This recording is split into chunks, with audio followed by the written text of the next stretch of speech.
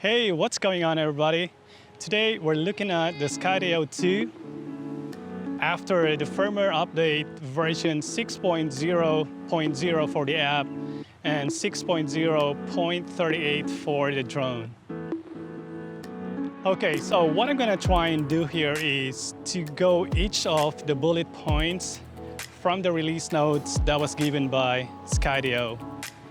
But before anything else, to check for the new update, all you have to do is go to the app, click on the info button, tap on your device name, download the update, follow the 5-step process, and you should be good to go.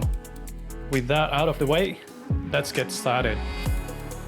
So the first one has something to do with the camera error V17, preventing a small number of customers from being able to fly.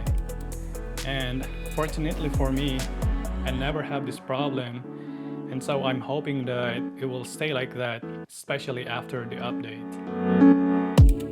Moving on to the next one, this is supposed to enable you to delete flight logs to reduce the memory space from your phone. Unfortunately, I didn't see any option to do this, and the only way to be able to delete files is to completely uninstall the app, which is rather a painful process.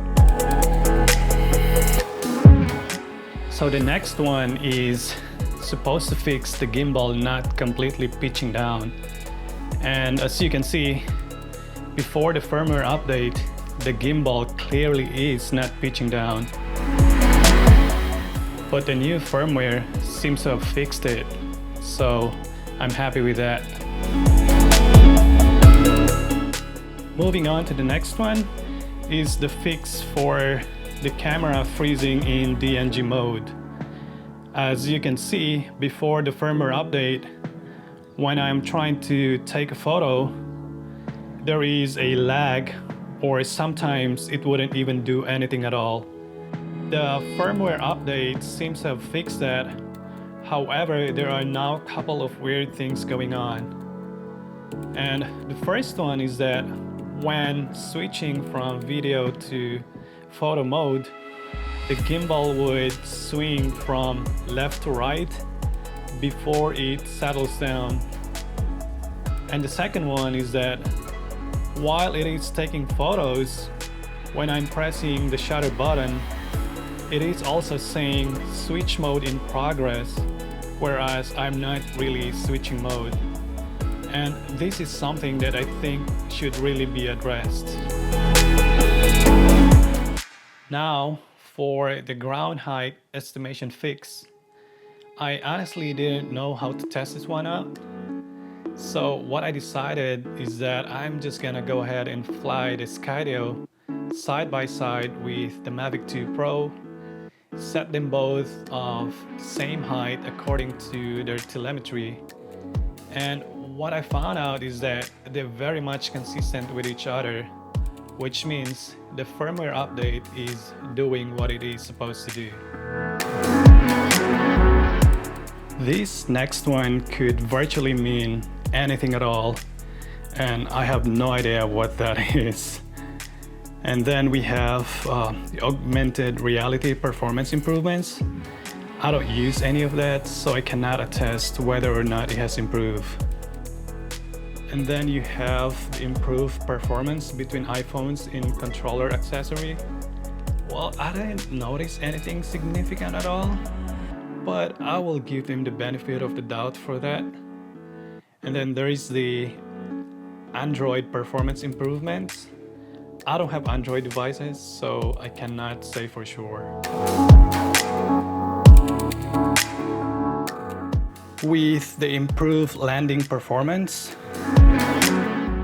here's a landing clip from before and after the firmware update. And I would say, again, there is not a significant difference. Well, at least that's as far as my observation. Now let's look at the improved gimbal smoothing and fix rare jello producing movements. For me, I am somebody who customizes my control as far as flying drone, and with my flying experience of the Skydio, I didn't have any complaint as far as the smoothness of the controller. However, it's not as smooth as the other controller for the other manufacturer is. With the improved return to launch performance, as far as, again, my observation, it was pretty much the same. I didn't see anything like a big change where I would say, yeah, it has really improved. As a matter of fact, I am actually wondering why, when the drone is returning to its launch point, it will fly backward instead of turning around. But I guess, that's just the way they design it. Now, this next one has been an annoying thing to me, just because I was expecting that they would finally be able to fix the issue where I am not able to download clip from the drone without the controller being first disconnected. And while they're saying they fixed that, it hasn't really changed at all. I am still not able to do it. Now for the last item, if you're somebody who charges your battery using the drone, then you're gonna like it, just because now you're able to see the status of your battery while you're connected with your phone. Now, there's one thing that I've noticed is kind of weird after the firmware update, and that is I am no longer able to go beyond 33 or 34 feet straight up from launching, and unless I change direction, go forward or side, then I am not able to increase my height at all. I wonder if anybody else is having the same issue. Anyway, that is all I have for you guys. And what are you guys hoping to get for the next firmware update? Well, let me know in the description below. Meanwhile, I will be doing more testing in the coming days to see if the beacon controller or anything else really has improved for the Skydio drone after this update. So please stay tuned for that.